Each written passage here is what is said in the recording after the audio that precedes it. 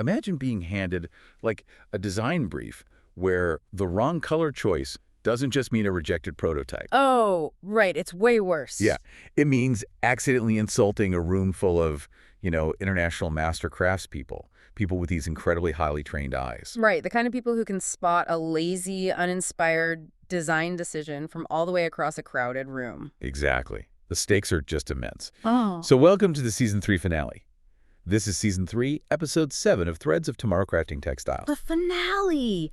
I can't believe we're already here. I know, it's went by so fast. And I want to mention right up front that this deep dive is brought to you by omemi.com. Yes, absolutely. So today, our mission is to take you on this complete journey. We're binding together the entire process of custom-designed craft product development. Right, from start to finish. Yeah, from a completely bare bones, frankly intimidating design brief, Yeah. all the way to conceptualizing and actually making a final product line. Which is so crucial. If you are someone just starting out your own creative career, trying to figure out how to take an idea out of your head and put it into the real world, this is tailored specifically for you. It really is. It's the ultimate roadmap.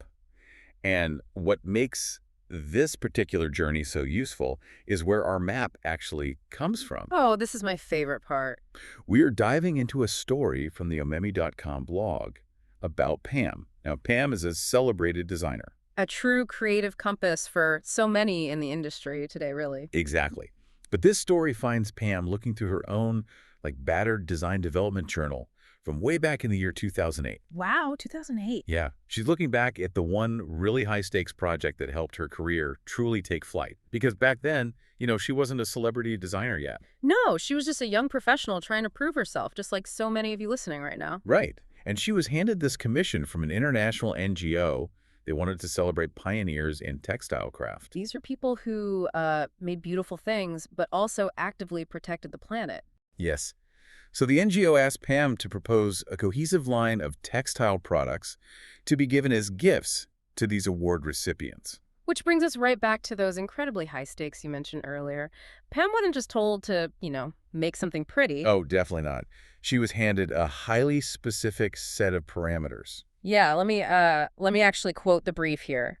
It asks for innovative, appropriate gifts in textile crafts that reflect the personality of creators of design excellence and the values of sustainability, in line with the style and color forecast for autumn-winter 2008-09. Okay, wow. Let's just unpack that. Because I feel like treating a brief like a grocery list is such a rookie mistake. Oh, completely. It's not just a list of ingredients. Right. It's more like a legal contract, where every single word is this deliberate design decision just waiting to be made. That is a perfect way to look at it, because when you're just starting out, a design brief can feel incredibly restrictive. Yeah, it feels like a cage. Exactly. But Pam didn't just skim it, she really cracked it like a code. She literally underlined every single phrase in her journal to define the boundaries of that cage. Okay, so give me an example. Take the word innovative. Right, so innovative didn't just mean new, it meant actively pushing the boundaries of what is expected from traditional crafts. Got it. And what about appropriate? Well, appropriate meant it had to be suitable for the recipient. I mean, you don't give a cheap, mass-produced plastic trinket to a master artisan, right? No, of course not. They'd probably throw it back at you. Probably. And then textile crafts meant she had to celebrate human hands. It had to be tactile. I imagine that understanding the brief this deeply, it basically replaces that paralyzing fear of judgment with a really clear set of creative boundaries. Yes. You aren't staring at a blank canvas anymore. You actually have a puzzle to solve. Right. But, okay, once you decode those abstract words on the paper, how do you actually translate them into physical objects? Because the brief says sustainability, but I can't just, stitch the word sustainability onto a bag and call it a day. Well, you could, but it wouldn't be very good design. Exactly. So you need a translator. And in the design world, that translator is your visual language of communication. Visual language. Yeah. Visual language is what an object says to you before you ever even touch it or read a label. Oh, I see. It's kind of like the background music in a movie. Oh, I love that analogy. You might not consciously notice that low, rumbling cello playing in a scene, but it's the reason you suddenly feel anxious. Exactly. Pam had to choose the right visual instruments, so the NGO's values were felt before a single word was ever spoken. Right. If you see a sleek, perfectly smooth black box with, a tiny gold logo, your brain immediately registers luxury. Exclusivity, machine precision. Totally. But if you see an object with a rough, hand-woven texture in muted, earthy tones, that visual language communicates consciousness, right? Nature, the human touch. Okay, so to figure out what her visual language needed to be, Pam actually had to collect intelligence. Yes. And this directly ties into everything you've been learning with us this season. It utilizes the elements of design, like line, color, texture, and shape. Which we explored way back in episode 2. Exactly. And it applies the principles of design from episode 3, and crucially, it uses the fashion forecasting knowledge from episode 4. Right, because the brief specifically mentioned the autumn-winter 2008-09 forecast. Yes. And the colors dictated, there were these warm burgundies, forest greens, burnt siennas, and deep teals. Okay, so no neons, no pastels. Not a single one. By locking in those specific elements of design and aligning with the principles of fashion forecasting, Pam ensured her visual language perfectly matched the client's message. Wait, let me push back on this a little So bit. go ahead. Doesn't strictly following a color forecast like autumn-winter 2008-09 kind of limit your creativity? I mean, if you're an artist, shouldn't you be able to use whatever colors you want? You know, that is such a common fear for young designers. And the reality is that constraints actually breed innovation. Really? Yeah, think about it. The forecast colors, those deep, earthy, organic tones, they were rooted in nature. They practically screamed sustainability, which was a core value of the brief. Oh, I see. So the constraint wasn't limiting her, it was giving her a foundation. Precisely. For texture, she deliberately chose rich, handcrafted, imperfect surfaces. For lines, she avoided rigid, factory-perfect geometric shapes and chose organic breathing forms. And what about materials? She committed entirely to natural upcycled elements, organic cotton and kadi. Okay, let's pause on that word for a second. You mentioned she committed to Khadi. I did. For anyone who isn't like completely steeped in textile history, what exactly makes Khadi different from, say, the standard cotton t-shirt I might be wearing right now? Oh, it is a night and day difference. Khadi is a hand-spun and hand-woven natural fiber cloth. It originates from India. Yeah. And because it's spun by human hands on a spinning wheel, the yarn has these slight, beautiful irregularities. They're called slubs. Slubs. That's a great word. It really is. And when it's woven, those slubs create a fabric that is highly breathable, deeply textured, and completely unique. Like literally no 2 yards of khadi are ever identical. Wow. So choosing Khadi over factory-milled cotton immediately injects the visual language of human heritage and environmental consciousness right into the design. Exactly, you get it. Okay, so she's defining her visual language. She's looking at primary and secondary sources. I actually read in her journal notes that she even pressed actual autumn leaves into the pages to study them. She did. But how does a young designer actually use a pressed leaf? Do you just trace it? Well, there's a massive difference between tracing someone else's work or even tracing nature and letting it teach you a new way to solve your problem. What do you mean? Pam wasn't collecting leaves just to copy them. She extracted the exact text codes of the dried veins to inform her thread choices. Oh, wow. Yeah, and she translated the brittle, organic texture of the leaf into a stiff fabric choice. Good research doesn't give you the final answers, it gives you much better questions to ask. That is so profound. Before we look at the physical products she built from those questions, I want to take a really quick moment to remind you that this incredible story is brought to you by amami.com. Yes. And if you want to keep exploring these concepts, like really taking these ideas out of the audio space and into your actual practice, you should definitely join the omemi.com WhatsApp community. Highly recommend it. It's called Devi the Curious. Right, Devi the Curious. All you have to do is scan the QR code on the poster of this deep dive. It is hands down the best way to stay informed about new blogs, tools, trainings, and live workshops that we curate just for learners like you. It truly is a fantastic resource for anyone serious about elevating their craft. Definitely. So let's look at what Pam did once she had her visual language fully defined. It was time to move from research to reality. The fun part. Right. She built a cohesive product line of 7 distinct gifts from scratch. Let's walk through how she applied this. Well, she didn't just start making random items. She thought deeply about the daily life of a master craftsperson. Like, what is the most intimate tool for a creative? A place to capture their ideas, right? Exactly. So her first product was a hand-embroidered journal cover. Oh, beautiful. It was hard-bound, wrapped in a deep teal handloom fabric with botanical motifs hand-embroidered in burgundy and aged gold. because a journal is a space for a designer to dream. The handloom fabric honors sustainability, while the intricate embroidery showcases that textile craft excellence the brief asked for. Right. And specifically, she used chain and satin stitches. Okay, for the beginners listening, a chain stitch looks exactly like it sounds. It's a series of looped stitches that form a chain-like pattern, often used to draw thick, textured lines. And a satin stitch is a series of flat, parallel stitches used to completely fill an area with color, giving it this smooth, almost painted look. Precisely. And executing those stitches by hand requires immense tension control. By using them, she proved to the master craftspeople receiving the gift that she really respected the technical rigor of their profession. That is so smart. But a master craftsperson in 2008 also has to send emails, right?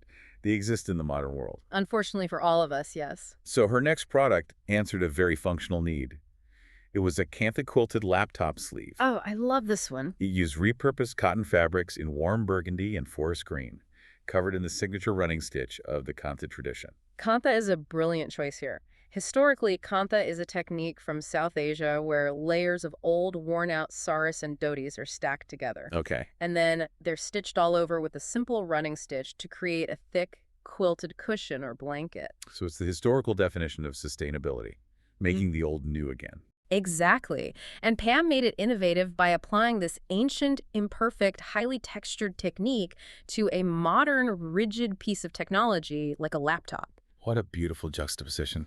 Okay, then she moved from the functional to the deeply personal, something that rests directly against the skin. The scarf. Yes, a hand-block printed silk scarf, lightweight organic silk in a warm sienna, hand-block printed with a repeating geometric meets botanical motif in deep forest green. Block printing is an incredibly demanding artisan tradition.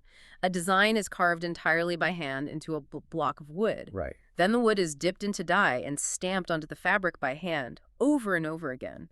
Because it relies on human pressure, the dye transfers with these microscopic variations every single time. Meaning literally no two block-printed pieces are ever exactly alike. Which makes it the perfect visual language for award recipients who dedicate their whole lives to creating unique, unrepeatable art. Okay, so she's covered their dreams with the journal, their technology with the sleeve, and their personal adornment with the scarf. What about the space they actually work in?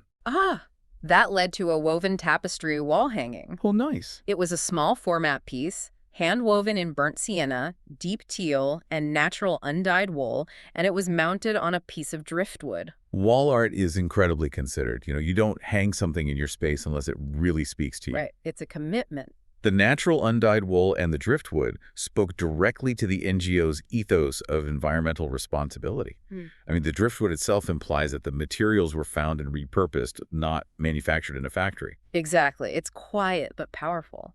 Next, she played with scale. She made a felt and embroidery brooch set. Brooches. 2 small format brooches in deep teal and burgundy, detailed with French knots and bullion stitches. No, wait. I have to ask about this. Sure.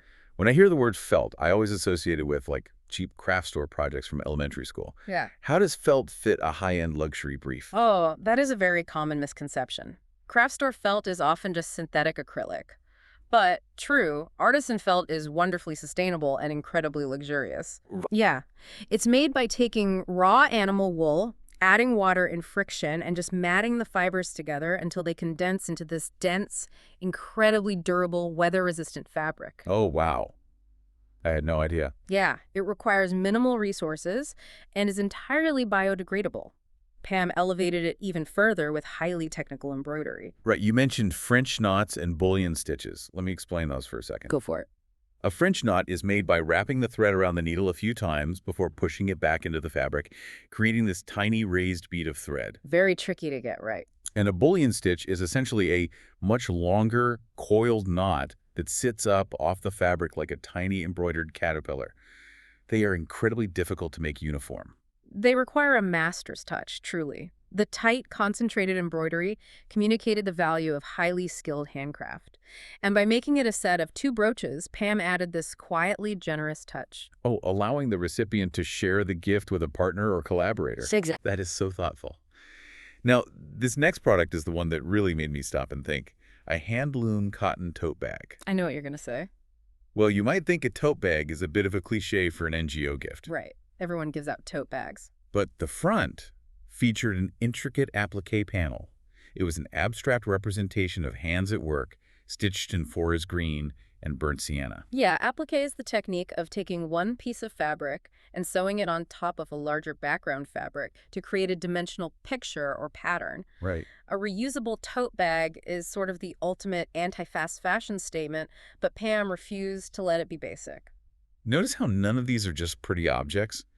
The tote bag with the applique hands at work is literally a visual homage to the award recipients themselves. It is. It's a canvas honoring the very hands of the master craftspeople receiving the award. That is, wow. It is deeply respectful, and she grounded the entire collection with something surprisingly humble for the final item. Which was? A hand-tied macrame key fob. Just natural cotton twine, knotted beautifully, with just a few terracotta and deep teal accent beads. Macrame is fascinating because it doesn't use any needles or hooks, right? Not at all. It is entirely created by tying knots. Which is exactly why it represents democratic craft. It requires no expensive machinery, no rare materials, just honest, simple, sustainable cotton fiber and the knowledge of a knot. It proves that design excellence isn't always about luxury materials. It is about intentional, skilled hands. Exactly. So Pam has these 7 stunning, deeply thoughtful products. But, a creative career isn't just about making things in a vacuum in your studio. No, not at all. It is about convincing the client that you actually solved their problem. Which brings us to the presentation. This is so important. So important. When Pam stood in front of the NGO, she didn't just pull a sheet off the table and say, ta-da, here are the gifts. Oh no, that would be a disaster. She walked them through her visual language first. This is perhaps the most critical lesson for anyone starting out. You have to take your client on the journey with you. Right. Pam showed them the press leaves. She explained the autumn-winter color forecast. She explained the slubs in the khadi cotton and the history of Kampa. So by the time she finally revealed the products, the NGO team already understood the vocabulary. They did. They understood exactly why a rough, organic edge was chosen over a smooth, synthetic one. So you don't just unveil the products and hope they happen to like your taste. You teach them the language first, so when they finally see the physical product, they already understand it. Yes. That is such a massive aha moment for me. It changes the entire dynamic of a client presentation. And the reaction from the NGO team absolutely proves it. What'd they say? Well, after she revealed the collection, they were quiet for a moment, and then one of them simply said, "This tells our story." For a designer, that is the highest possible compliment. It's not just someone saying, "Oh, how beautiful." It is someone saying, "You listened, you understood, and you gave our abstract values a physical form." What an incredible journey. I mean, from looking at a terrifying, wordy design brief, learning to read it like a secret code, defining a visual language of communication through deep research, and finally translating that into a stunning, sustainable product line. It is. It really is the blueprint for launching a creative career. And remember, you can read this full, inspiring story and honestly so many others over at omemi.com. The wealth of knowledge available there is genuinely invaluable for your lifelong learning and professional development. Absolutely. And before we go, please don't forget to scan the QR code on the poster of this deep dive to join the Devi the Curious's WhatsApp community. It really is the best place to connect, learn, and grow alongside other creatives. Also, we would love to hear from you. Drop a note in the comment box letting us know what topics you would like to hear about next. We always read your suggestions, and they actively help shape the journeys we take together on this show. Now, since this is the finale of Season 3, we want to let you know that we will be back with Season 4 after a brief pause. Yes, we are taking a little break, but we'll be back. And while Season 3 has been entirely dedicated to the nuances of design and product development, Season 4 is going to shift our focus quite a bit. We will be looking at designing products with deep responsibility toward the environment. Yes, we are going to examine the vital issue of sustainability in fashion in complete detail. So please, make sure to click those likes and follow buttons to stay tuned for that. It is going to be an eye-opening season, and we cannot wait to share it with you. Thank you for learning with us, for your curiosity, and for your time.